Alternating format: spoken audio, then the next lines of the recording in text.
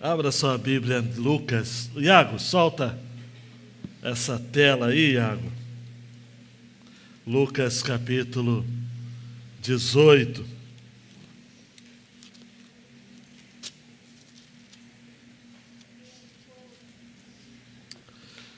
Amados e amadas, conto com as orações da igreja.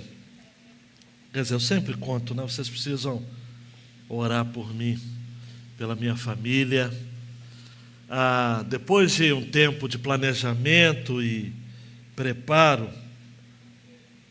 a Junta de Missões Mundiais tinha feito contato comigo para que eu estivesse dando um treinamento de pregação expositiva aos missionários do campo, Missões Mundiais. Então, é uma plataforma online, aulas que serão gravadas em vídeos. Eu vou gravar esta semana, na terça e na quarta, lá no Rio de Janeiro. E depois dessas aulas gravadas, elas serão editadas e traduzidas para 3 línguas, em legendas. Os missionários, obviamente, não podem vir ao campo, vir ao Brasil para serem treinados. Então serão treinados por essa plataforma. Essa plataforma também treina, a partir dessa plataforma são treinados também os novos missionários. Então, um desafio, foram meses de conversa, de ajustamento de material, porque uma coisa é eu dar aula seguida, outra coisa é dar aula para ser editada em blocos de 10 em 10 minutos, não é? Então, orem por esse projeto. Na terça e na quarta estarei envolvido nele no Rio de Janeiro, na cidade do Rio de Janeiro. Na quarta noite já estarei novamente aqui. No domingo retrasado, passado, Newton esteve trazendo a mensagem, mas no outro, a exposição foi no capítulo 18, versos 18 a 23. Não quero me delongar aqui no contexto, mas é importante você saber que Jesus continua tratando aqui, com a ótica de Lucas, acerca da questão da avareza, do apego às riquezas. Se você é uma pessoa perspicaz, eu vou te ajudar a entender isso. Desde o capítulo 15, Lucas está desenvolvendo nos textos essa ideia. Desde o filho pródigo que gasta tudo que ele recebe do seu pai, vivendo dissolutamente, no capítulo 15, até o administrador infiel ou gerente desonesto, do capítulo 16, que é esperto para adquirir riquezas e que é elogiado por conta disso, porque ele era alguém que de fato focava angariar e desenvolver e de certo modo empreender riqueza. Jesus diz claramente ao final da parábola que não se pode servir a Deus e a riqueza. Está lá no versículo 13 do capítulo 16. Depois o texto vai prosseguindo, quando Jesus ainda fala sobre a questão da avareza, do coração cheio de si, quando compartilha a parábola não, porque o meu entendimento não se trata de uma parábola, mas de uma história real do rico e de Lázaro. A distinção na vida: um era rico, possuía de tudo, nós não sabemos o nome dele, e à porta da sua casa estava um pobre, um mendigo, um cuspido pela sociedade, que tem nome, o nome dele é Lázaro. que significa aquele a quem Deus ajuda. Na vida eles estão distantes, são classes sociais distintas. Na morte ou na eternidade, as coisas se invertem. Lázaro passa a estar num lugar privilegiado, o seio de Abraão, e o rico passa a estar no Hades, no inferno. Jesus continua falando sobre riquezas, continua falando sobre o coração que não pode se contaminar com as questões deste mundo. Ele fala do perdão, no capítulo 17, ele fala da gratidão, ele fala do reino de Deus, que não vem com aparência. Lucas 17, versículo 20. O reino de Deus não vem com visível aparência.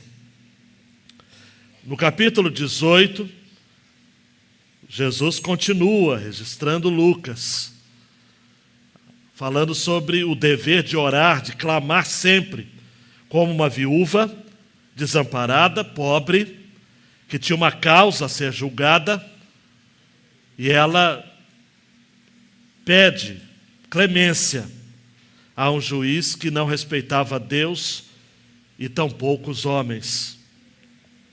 E ela é atendida à medida do seu rogo insistente.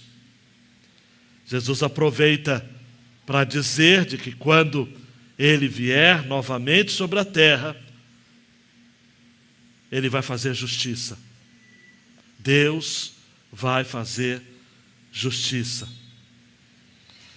Ainda no capítulo 18, nessa linha da riqueza, da avareza, do coração cheio com as coisas deste mundo, Jesus conta a parábola, essa sim uma parábola, do fariseu e do publicano. O fariseu, que era cheio de si, orava de si para si, se sentia superior a todos, a ponto de dizer: obrigado porque eu não sou como estes outros. Mas Jesus coloca na mesma história um publicano miserável, que se vê alvo da misericórdia de Deus, ao bater no peito e dizer, na minha versão, Nova Almeida atualizada, capítulo 18, versículo 13, o publicano, estando em pé, longe, nem mesmo ousava levantar os olhos para o céu, mas batia no peito, dizendo: ó Deus, tem pena de mim, que sou pecador. Ato contínuo, Lucas registra Jesus abençoando as crianças, e talvez não exista uma expressão mais singela da humildade do que a criança. E eu trouxe aqui para vocês sobre a alma da criança, daquela que se vê totalmente carente, totalmente dependente de Deus. E aí entra esse jovem, esse homem de destaque, que chega diante de Jesus com uma proposta indecente. Olha só, amados e amadas, preste atenção. Ele tem a audácia de propor a Jesus que ele tinha condições de comprar a vida eterna. Ele chega para Jesus e diz: mestre, versículo 18, do capítulo 18, bom mestre, que farei para herdar a vida eterna? Jesus ouve isso, repreende aquele jovem, pergunta se ele estava em dia com os mandamentos de Deus, e ele cita os mandamentos da segunda tábua, conforme eu disse na mensagem, que são os mandamentos que se relacionam o homem com outro homem, mandamentos relacionais, e de propósito, Jesus deixa de fora o 10º, não cobiçarás. E este jovem diz: olha, eu tenho observado isso tudo desde a minha juventude. Jesus chega para aquele homem e diz assim: uma coisa ainda falta a você.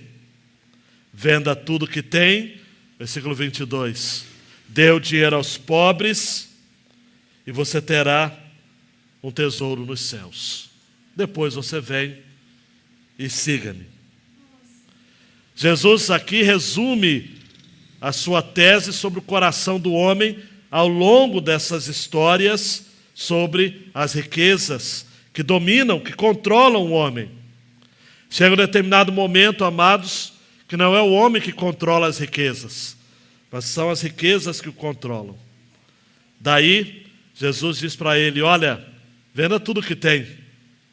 E eu disse aqui na mensagem que esse texto me lembrou Mateus 13:44, quando Jesus diz que o reino dos céus é como um tesouro escondido no campo, em que o homem achou, escondeu e depois vendeu tudo que tem ou que tinha para poder comprar aquele campo. Jesus é o nosso tesouro escondido. Quem tem Jesus abre mão de tudo na vida. Por isso que essa ideia de vender o que tem e dar aos pobres significa o seguinte: não tenha outro Deus no seu coração. Não tenha. Não tenha outro Senhor. Você precisa se desfazer o mais rápido possível. E este jovem, a despeito de ter sido alvo do amor de Jesus, porque o evangelista Marcos, no texto paralelo a este, no capítulo 10, vai dizer que Jesus olhou para este jovem e o amou. Mas, versículo 23, Lucas 18, diz que ouvindo ele, esse jovem, as palavras de Jesus, ele se retirou muito triste, porque ele era riquíssimo. Um comentarista disse que Donald Campbell, no livro O Reino de Ponta Cabeça, vai dizer que para esse jovem experimentar o reino de Deus e para ganhar o tesouro eterno, ele deveria vender as posses. Essa fala de Jesus não se repete em outros contextos. Pode ficar tranquilo que você, por exemplo, que está aqui nesta noite, dificilmente você terá de vender tudo que tem de material, desde que a riqueza não tenha conquistado seu coração.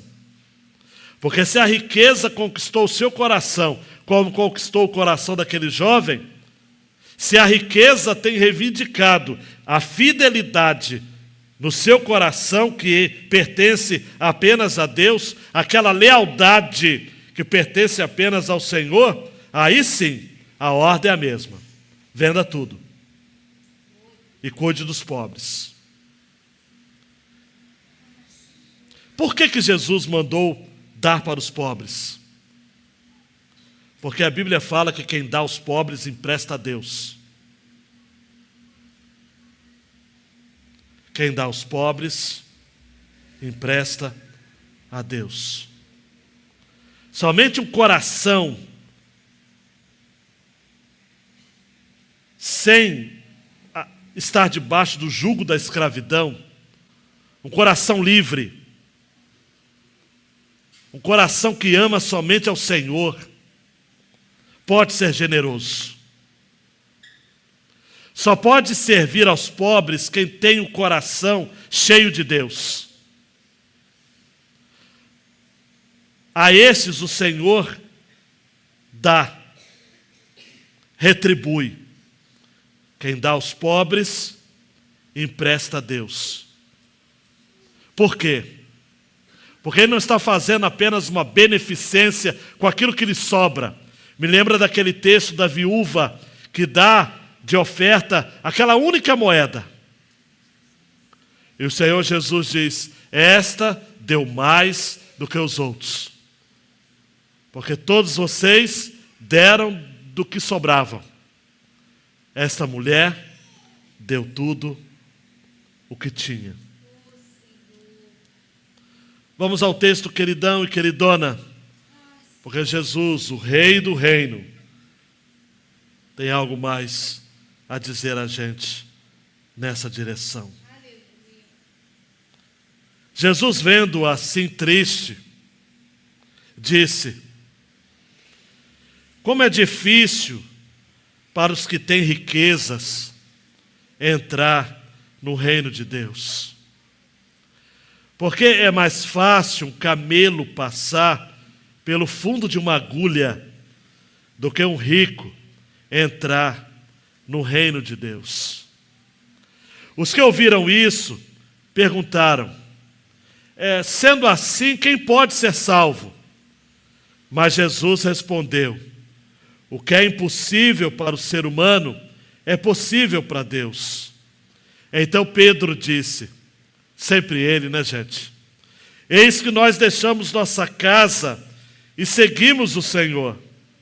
Jesus lhes respondeu: em verdade lhes digo que não há ninguém que tenha deixado casa, mulher, irmãos, pais ou filhos, por causa do reino de Deus, que não receba no presente muitas vezes mais, no mundo por vir, receberá a vida eterna. Chamando os 12 para um lado, Jesus lhes disse: eis que subimos para Jerusalém, onde se cumprirá tudo o que está escrito por meio dos profetas a respeito do Filho do Homem. Ele será entregue aos gentios, que vão zombar dele e insultá-lo, e preste atenção nesse verbo, e cuspir nele.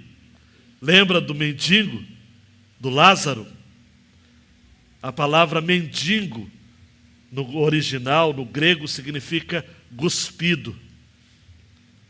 Jesus está dizendo aqui: vão cuspir no Filho do Homem. Depois de açoitá-lo, eles o matarão.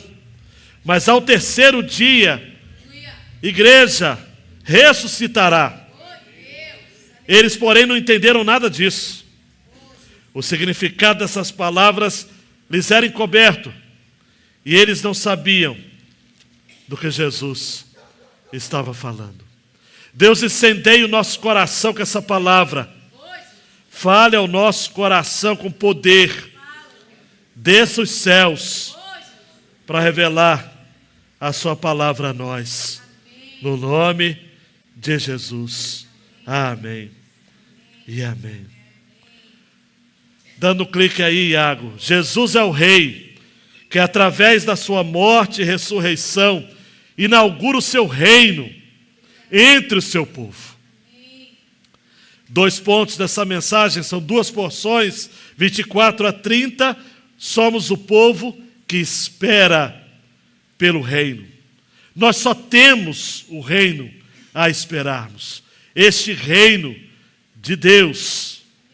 E, segundo, dos versos 31 e 32, esse reino será visto apenas por aqueles que creem na ressurreição de Jesus. Ponto 1, Iago. Nós somos o povo que espera pelo reino. Esse jovem, amados e amadas, no versículo 24, ele ainda está triste. Eu disse na última mensagem, é importante repetir, de que esse é o único caso de alguém que chegou para Jesus e saiu pior do que ele entrou. Porque ele entrou animado, encorajado, chamando Jesus de bom mestre. E ele sai triste. E Jesus, vendo ele triste, então, tentou trabalhar com ele e com os outros, obviamente, qual é o valor do reino? Qual é a essência do reino de Deus? E por que esse jovem estava tão ausente ou distante do reino? Jesus se apropria de um dito popular: como é difícil para os que têm riquezas entrar no reino de Deus. Versículo 25, porque é mais fácil um camelo passar pelo fundo de uma agulha do que um rico entrar no reino de Deus. Você já deve ter ouvido mensagens, você que é crente já há algum tempo, de histórias que tentam trazer essa ideia do que é um camelo, o absurdo de um camelo entrar ou passar pelo fundo de uma agulha. Esse ditado tem que ser interpretado de maneira literal. É um absurdo. Um camelo nunca passará pelo fundo de uma agulha. Um rico, avarento, nunca entrará no reino de Deus. Mas para ser verdadeiro, eu preciso dizer, um pobre avarento também não. Porque a avareza, ela não está, amados, na sua condição financeira. A avareza está no que domina, controla o seu coração. Quais são os ídolos que controlam o seu coração? Quem sabe seja o ídolo da aprovação popular, do desejo de agradar aos outros, de controlar as situações e as coisas que estão no seu entorno. Talvez você mesmo seja o seu eu, o seu ego, um ídolo. Jesus afirma aqui que é difícil. Marcos vai registrar usando um termo ainda mais enfático. É impossível para os que têm riquezas entrar no reino de Deus. Nisso, os discípulos ficaram assustados, olharam entre si e perguntaram no versículo 26, quem pode então ser salvo?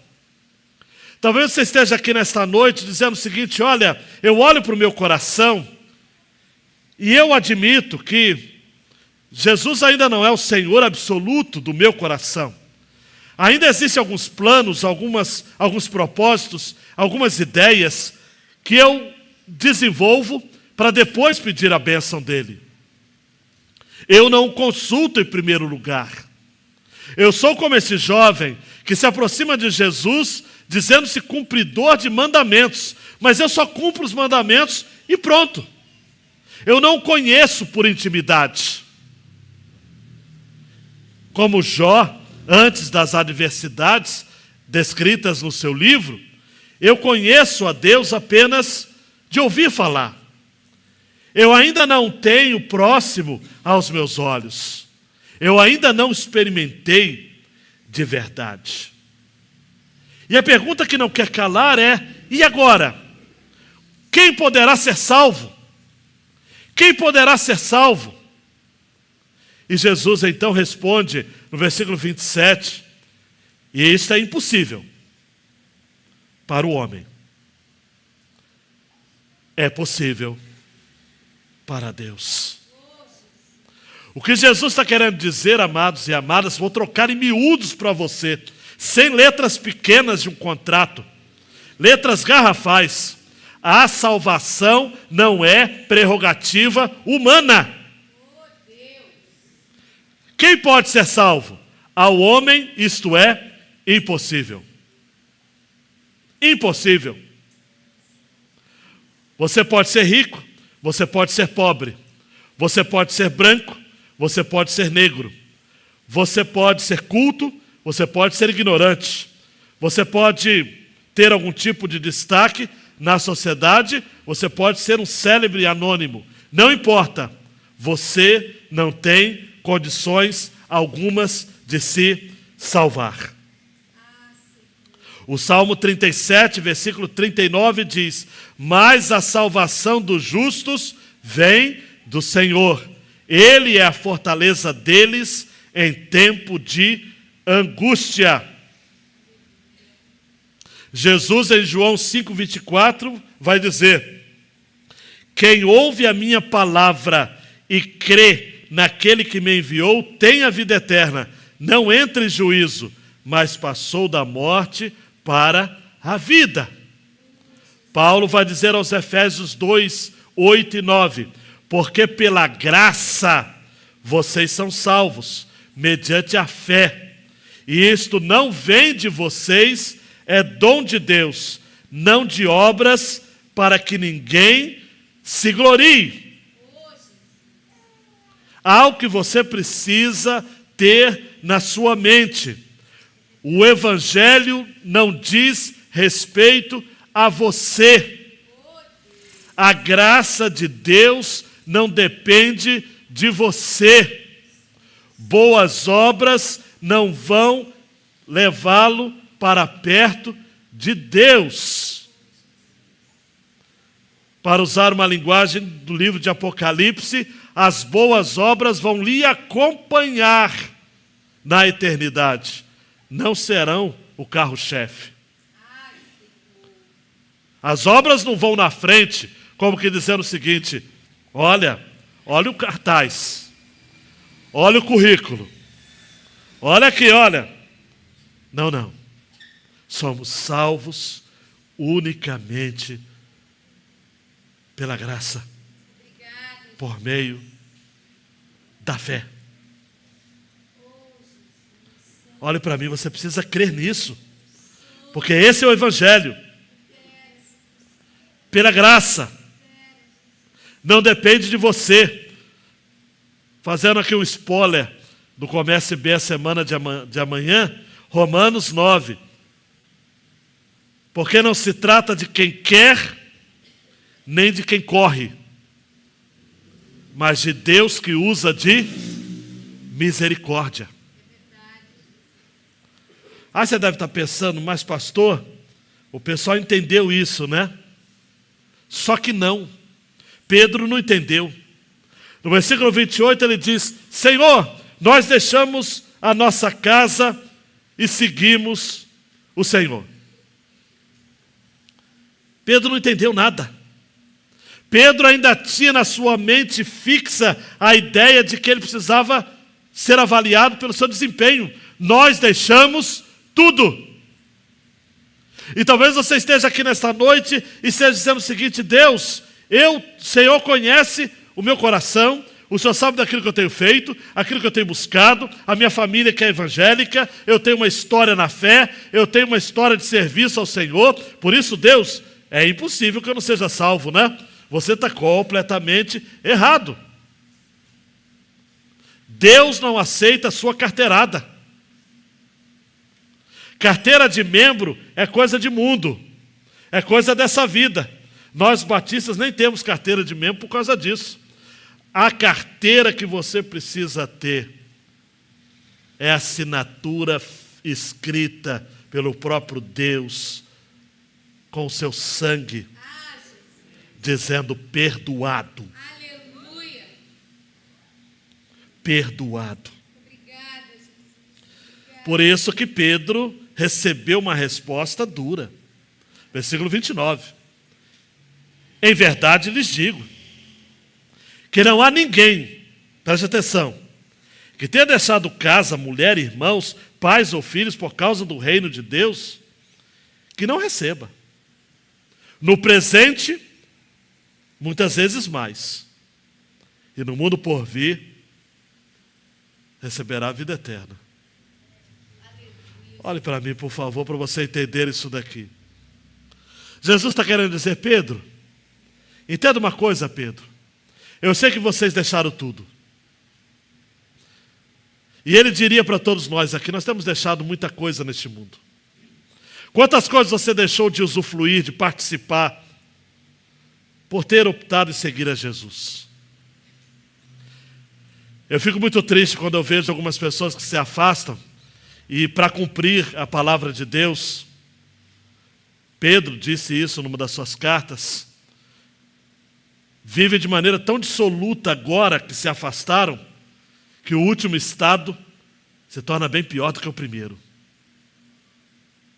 É triste porque tais pessoas nunca experimentaram da graça de Deus. Estiveram no nosso meio, como João vai dizer na sua carta primeira, estavam entre nós, mas não eram dos nossos. Porque quem, amados, encontra Jesus, ou é encontrado por Ele, em primeiro plano, e deixa tudo, jamais, diz Jesus, jamais ficará desprestigiado, tanto neste mundo, quanto no mundo vindouro. Jesus olha para aqueles discípulos e diz o seguinte: vocês que deixaram casa, mulher, irmãos, pais e filhos, hoje vocês têm muito mais, porque nós somos uma grande família. Você, queridão e queridona, que porventura esteja rompido com o irmão, com o pai, com uma mãe por conta do Evangelho, olha só quantos irmãos, irmãs, pais e mães você tem aqui. Você que aparentemente tem levado prejuízo por não fazer determinadas negociatas para se beneficiar financeiramente, mas tem ganhado o seu trabalho à medida do seu suor, do seu penoso trabalho, eu lhe garanto que jamais faltou, jamais tem faltado e jamais faltará provisão para você. Porque a palavra de Deus diz: fui moço e agora sou velho, mas nunca vi desamparado o justo, nem a sua descendência a mendigar o pão. Quantos de nós, amados, vamos combinar uma coisa? Quantos de nós teve um tempo que até faltou algumas coisas, mas anjos bateram na nossa porta e nos serviram. Amém. Nos serviram. Eu fui alvo da misericórdia de Deus através de obras de piedade, de misericórdia, de compaixão, de graça. Não tem faltado. Não tem faltado. O Salmo 23, na NVI, é traduzido de uma forma diferenciada. Na maioria das versões clássicas diz: o Senhor é o meu pastor, nada me faltará. A NVI traduziu assim: o Senhor é o meu pastor, de nada terei falta. De nada terei falta. Mas Jesus diz ainda: não há ninguém que tenha deixado casa, mulher, irmãos, pais ou filhos, por causa do reino de Deus, que não receba no presente muitas vezes mais, e no mundo por vir a vida eterna. Marcos vai salientar no seu relato, antes de falar no mundo por vir a vida eterna, ele vai usar uma expressão: com perseguições, e no mundo por vir receberá a vida eterna. Nas bem-aventuranças, Jesus disse: bem-aventurados os perseguidos por causa da justiça, porque deles é o reino dos céus. Paulo vai dizer aos Romanos 8,35: quem nos separará do amor de Cristo? Será a tribulação, a angústia, ou a perseguição, ou a fome, a nudez, ou o perigo, ou a espada? Nós somos o povo do reino, servimos o rei do reino, somos o povo que espera.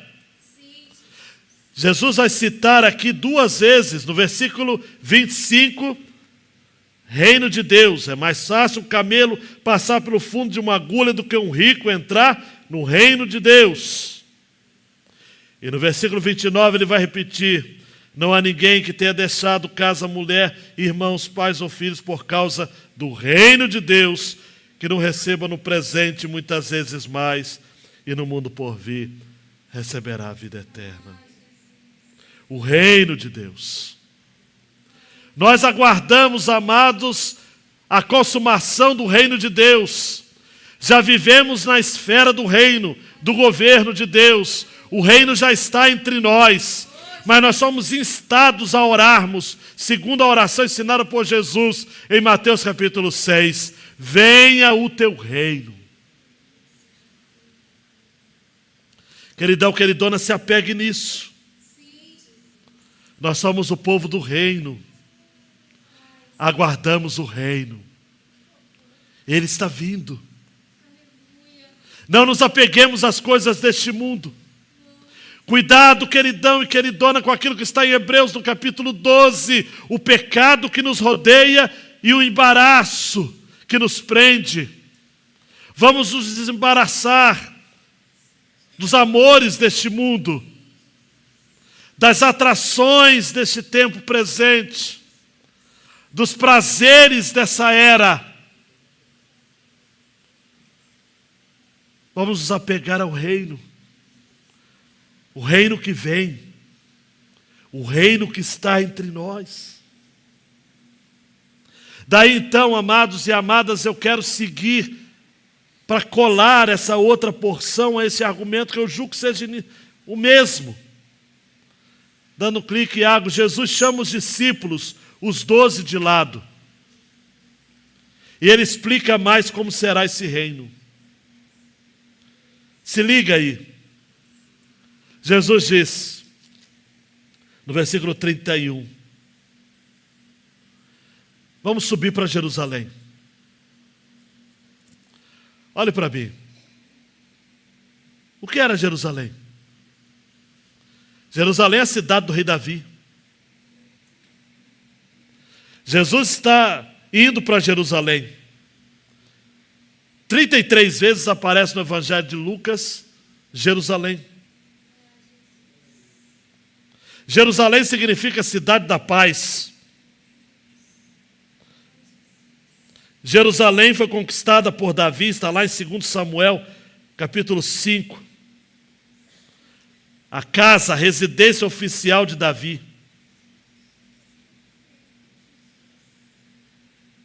Em Jerusalém estava o templo. Era a capital do reino. Na divisão do reino pertencia a Judá, a Benjamim, a dinastia de onde veio Jesus. Com 8 dias de nascido, Jesus foi apresentado no templo em Jerusalém.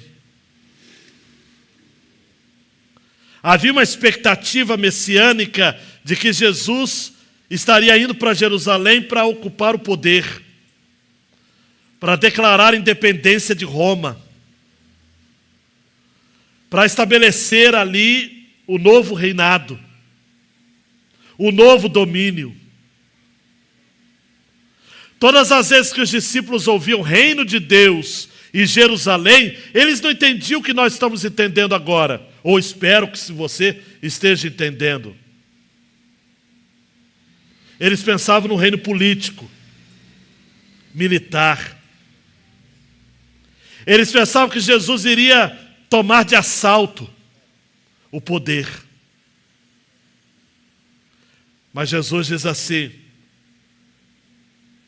subimos para Jerusalém, versículo 31, onde se cumprirá tudo que está escrito por meio dos profetas a respeito do Filho do Homem.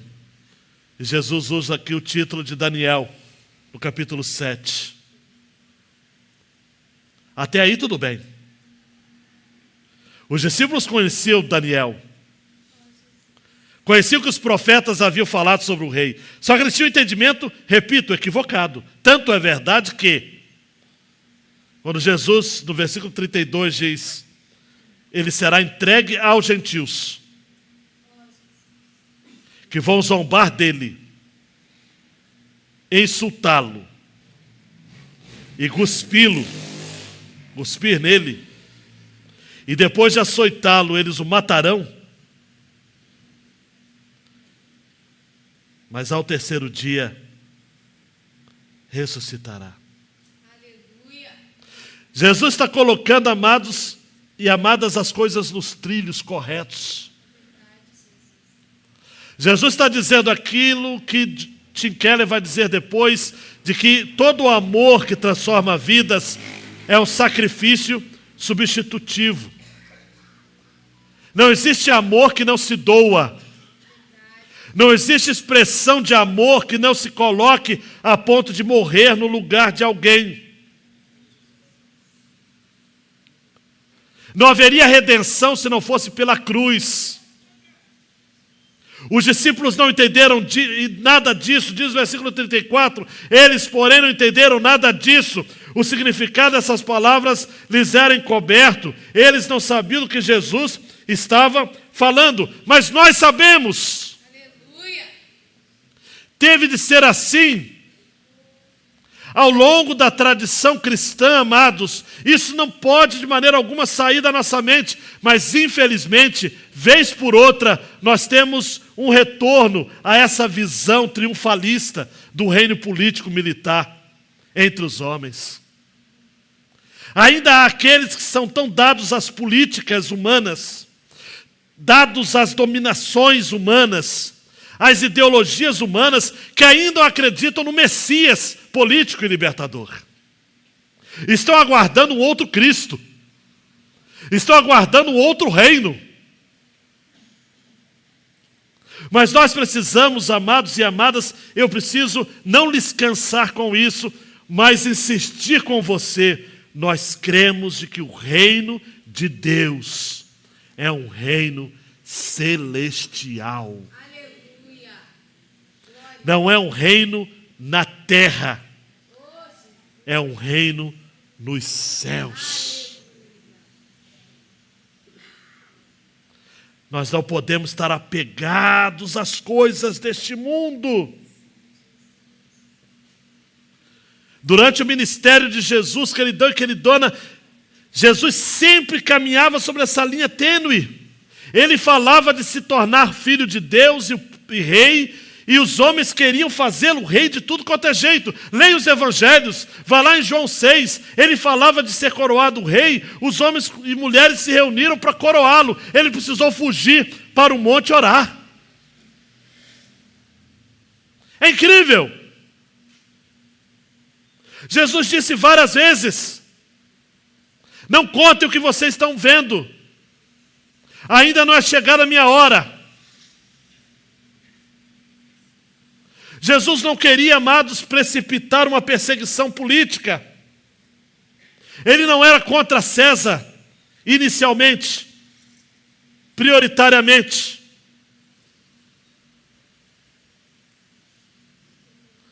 Quando Pilatos indaga dele: você é o rei dos judeus? Ele disse: tu o dizes. O meu reino não é deste mundo. Eu não sou daqui.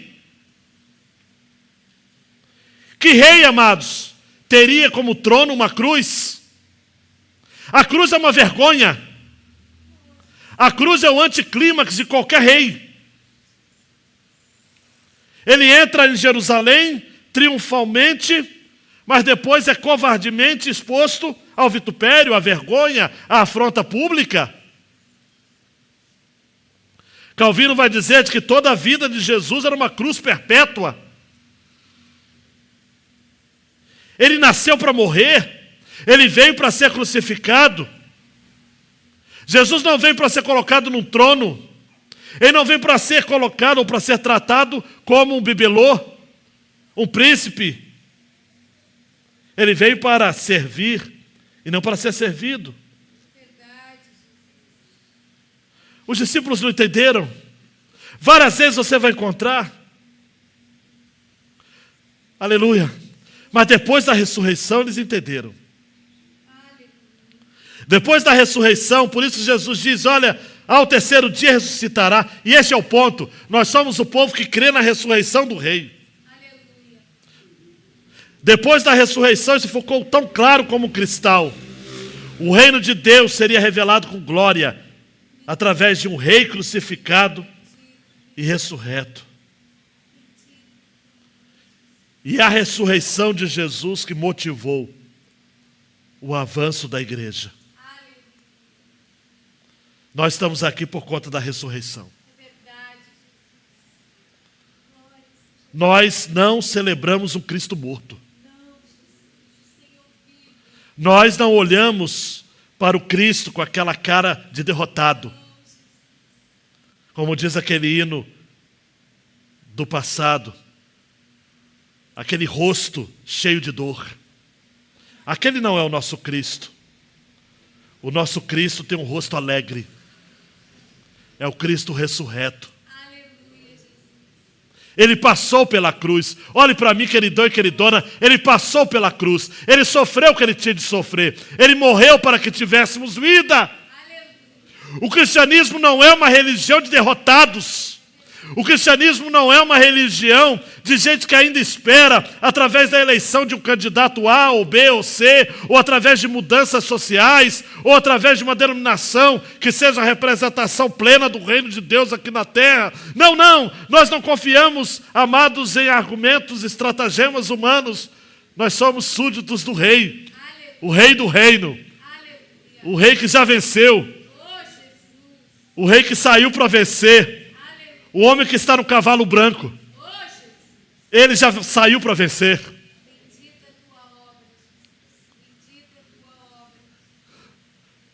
Um dos evangelistas vai dizer de que Jesus deixou bastante claro isso. O Pai me deu tudo o que ele tinha.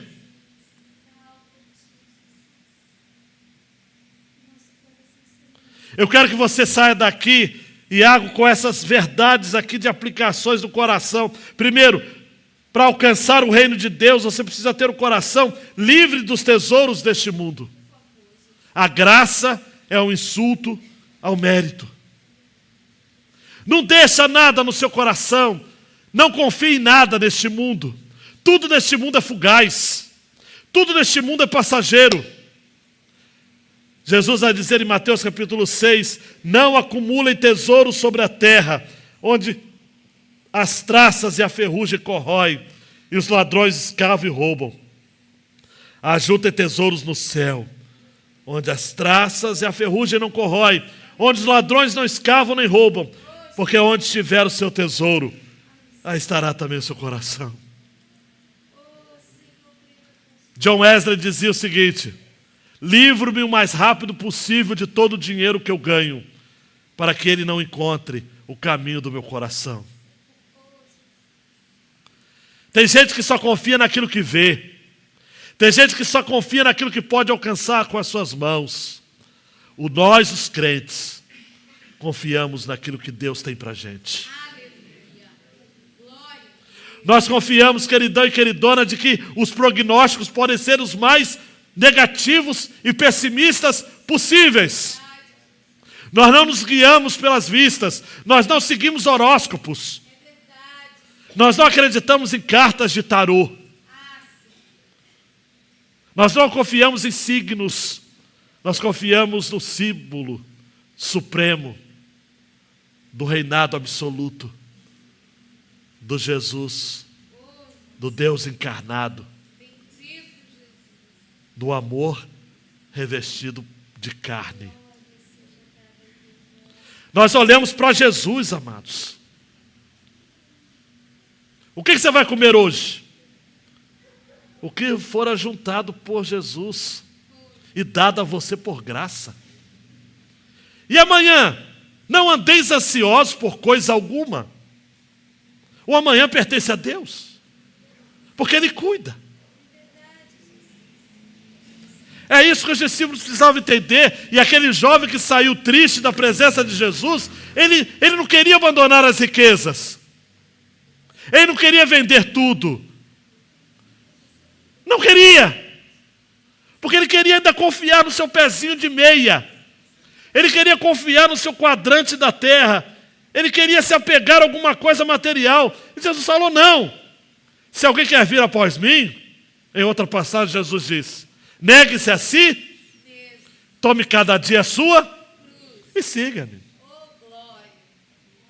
E por fim, para você sair daqui com uma bomba no seu coração, olha, a caminhada com Jesus é uma via crucis. Crucis mesmo. Não fala cruz credo não, é via crucis mesmo. É um caminho de cruz. Quem almeja facilidades não deve seguir o Evangelho de Jesus. Você quer facilidade? Então não caminha com a gente, não. Jesus disse, está preparado para ouvir? Se anestesiem. Lucas 9, 25. De que adianta uma pessoa ganhar o mundo inteiro se vier a perder-se ou causar dano a si mesma? 25. Pois quem se envergonhar de mim e das minhas palavras, dele se envergonhará o Filho do Homem, quando vier na sua glória e na glória do Pai e dos santos anjos. Dando clique, Iago. Jesus é o Rei. Através da sua morte e ressurreição, foi inaugurado o seu reino entre nós. Já estamos no reino. Ele não está consumado, preste atenção, ainda não. Ainda vivemos sob o governo de Brasília. Ainda vivemos sob o governo deste mundo. Ainda vivemos sob o governo dessa entidade demoníaca, não sei, chamada mercado. Somos aqui, vivemos no mundo. Ainda temos privações, aflições, sofremos enfermidades, temos diagnósticos que a gente não quer aceitar, mas está na nossa frente. Com aquelas letrinhas complicadas e com aqueles nomes difíceis de entender. Mas, amados, hoje nós estamos vivendo como que na sexta-feira.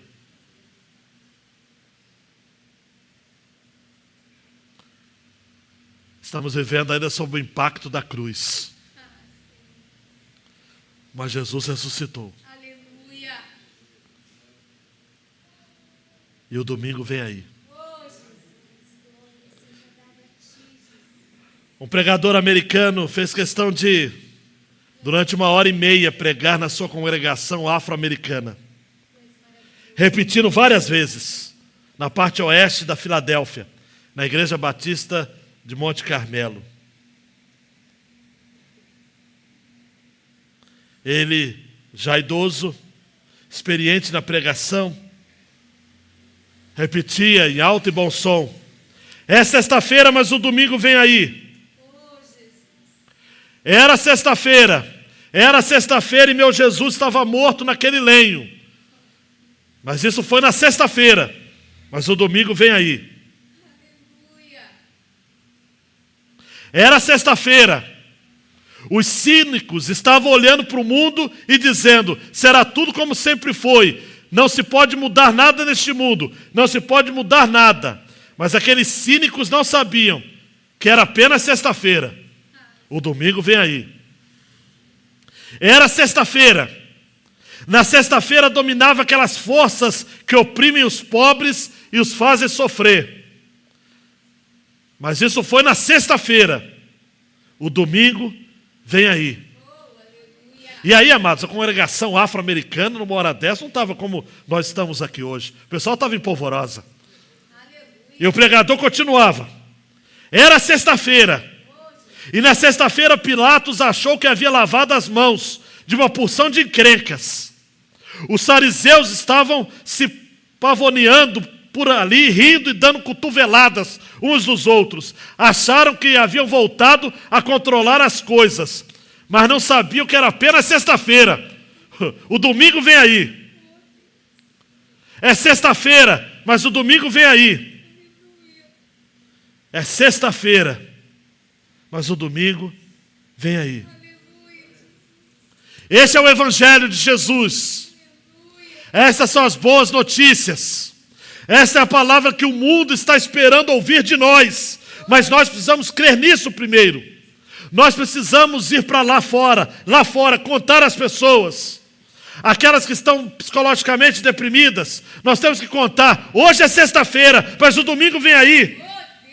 Pessoas que estão abandonadas, sofrendo, amores não correspondidos, sofrendo por frustrações na vida, temos de dizer o seguinte: olha, Hoje é sexta-feira, mas o domingo vem aí. Os ilutados, aqueles que estão com o coração pesado, pessoas que já deixaram de acreditar no milagre, gente que já não espera mais grandes coisas da parte de Deus. Precisamos contar para eles. Hoje é sexta-feira, mas o domingo vem aí. Nós precisamos contar ao mundo que sofre injustiça econômica, de pobres cada vez mais pobres, embora ricos continuem mais ricos, de opressão política na Coreia do Norte, na Rússia, sofrimento na guerra na Ucrânia, no Brasil, os milhões que passam fome. Precisamos dizer isso. E no mundo são 5 bilhões de famintos. Temos de dizer a estes: hoje é sexta-feira, mas o domingo vem aí. Aleluia. Nós somos o povo que espera, porque nós somos o povo que crê Aleluia. na ressurreição, Amém. em Jesus, que é o Rei, que através de sua morte e ressurreição inaugurou o seu reino entre nós. Reino não é um lugar, reino é um domínio. É verdade. Onde quer que você esteja, preste atenção, onde quer que você esteja, se você estiver debaixo do domínio de Deus, o reino dele estará sobre você. Oh, aleluia. Levante-se, queridão, levante-se, queridona. Você pode crer nisso? Amém. Amém. Você pode acreditar de que as coisas estão complicadas, sim. Mas hoje é sexta-feira. O domingo vem aí. Oh, Jesus. Ele veio para endireitar as coisas, amados. Amém. Ele veio para mudar as coisas. Mas nós temos que passar por aflições. Porque é sexta-feira. As lutas existem. Os ataques existem. Os discípulos não entenderam. E você tem entendido?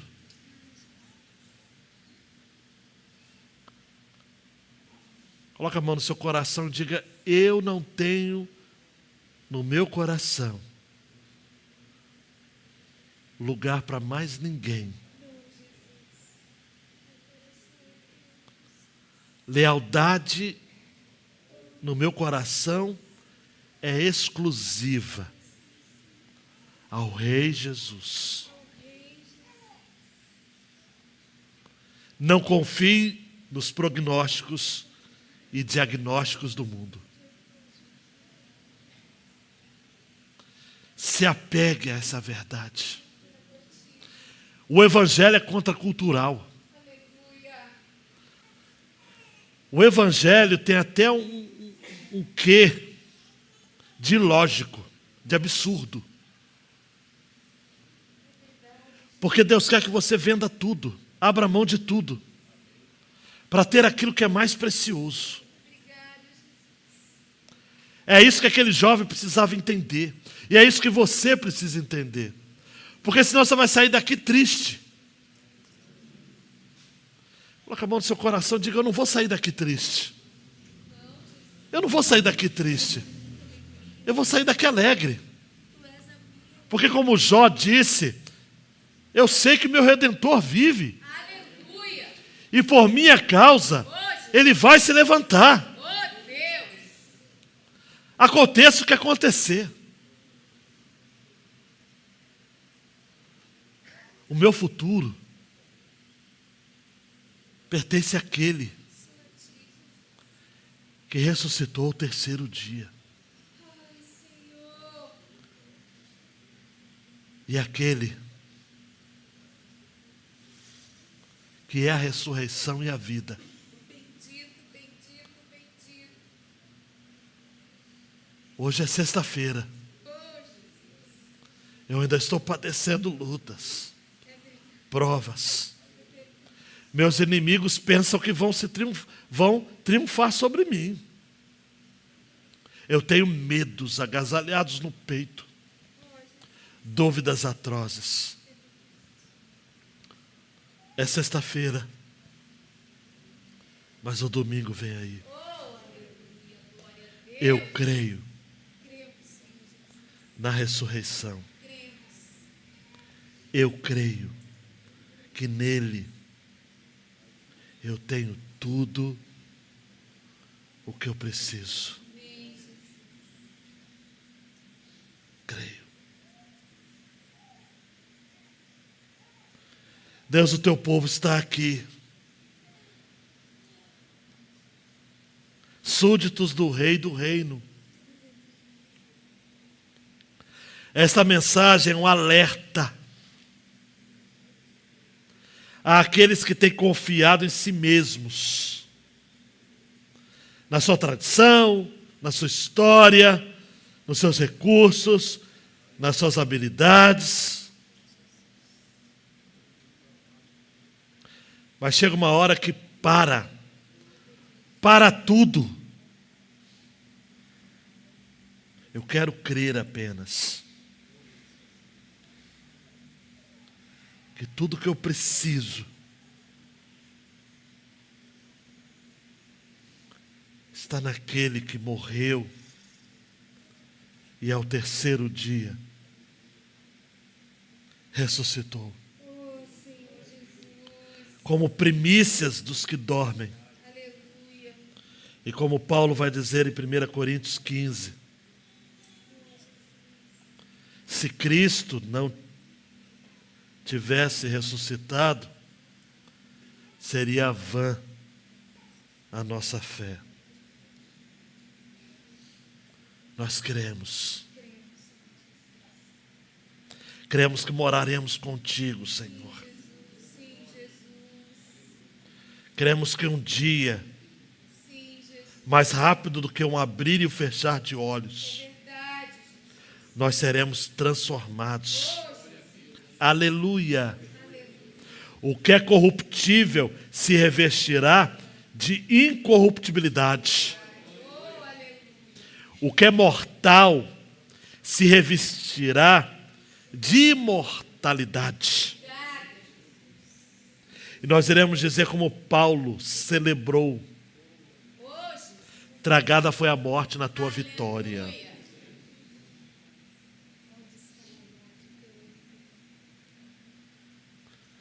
Na cruz, a morte morreu.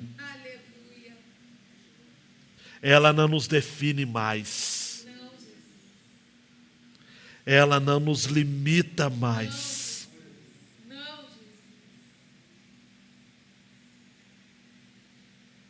Obrigado. Porque o Senhor é Deus de vivos e não de mortos. Porque quem crê no Senhor, João 11, ainda que morra, viverá. Cremos no poder da ressurreição. Em o nome do Senhor Jesus. Amém. E amém. Se assente, queridão, se assente, queridona. Creia. Creia. Viva crendo no poder do Cristo ressuscitado. Sirva a Ele. Se comprometa com Ele.